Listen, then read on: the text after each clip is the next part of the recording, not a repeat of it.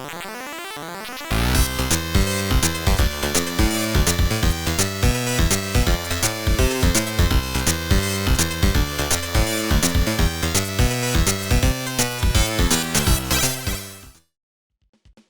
gamers, welcome back to Retro Reviews.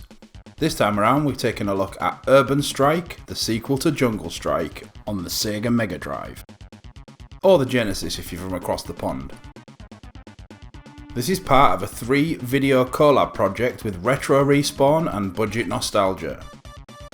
Craig from Retro Respawn covered Desert Strike, and Elmo from Budget Nostalgia covered Jungle Strike. Be sure to go check their reviews out before watching this video if you haven't already. Urban Strike was released on the Mega Drive in 1994 and was ported to the SNES and Game Gear in 95, with a version on the Game Boy dropping in 96. With the success of the first 2 titles, it came as no surprise that a third in the series was announced and released. Urban Strike was followed up by Soviet Strike on the Sega Saturn and Sony PlayStation, and that was followed up by Nuclear Strike on the PlayStation, as well as ports to the PC and N64. Unfortunately, Nuclear Strike would be the last time we saw a game in the Strike series. One of my all-time favourite games on the PlayStation 1, Future Cop LAPD, was almost an entry into the Strike series, but that's a story for another time. Just like the previous 2 games in the series, Urban Strike is a helicopter-based shoot-'em-up set all across the North American continent, beginning in Hawaii and travelling to Mexico, San Francisco, New York and Las Vegas. The plot for this game is a good one. An evil genius named H.R. Malone has started a cult and managed to gather millions of followers. Malone is using his influence and wealth to build a super weapon, with which he will overthrow the government. I encourage you to play the game and experience the story for yourself.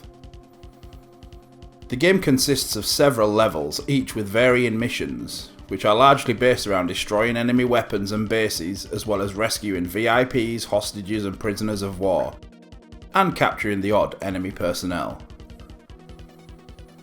The main helicopter you pilot in this game is known as the Mohican and is designed for speed and combat. It is armed with machine guns, powerful Hydra rockets and devastating Hellfire missiles. As with the other games in the series, the more powerful the weapon, the less ammo you can carry. The player must manage their ammo well in order to succeed.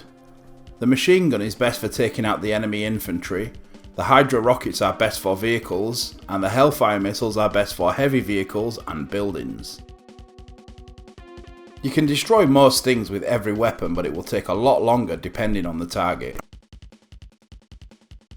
The Mohican has limited armour which is depleted as you are hit by enemy fire, or when you bump into buildings and obstacles such as flagpoles and watchtowers. Reach 0 armour and guess what? You explode and lose a life. Your Mohican can also run out of fuel, which will also result in losing a life when the fuel is fully depleted. To prevent these things from happening, you can either learn how to outmaneuver the enemy's firepower to avoid taking damage, or you can collect ammo and fuel barrels which are spread across the map, as well as health.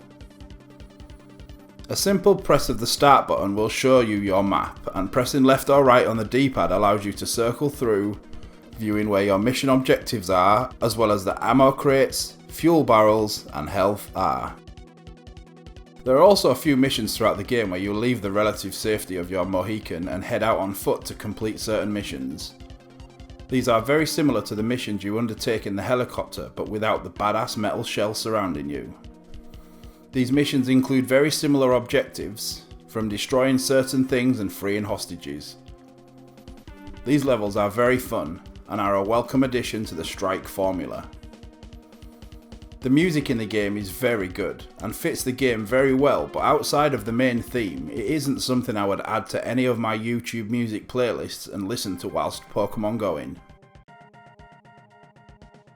The graphics and animations are fantastic. The developers have always gone for a gritty, realistic approach when it comes to the graphics in this series, and this game is nothing different. Series designer John Manley found a formula that he liked and that worked, and he stuck with it.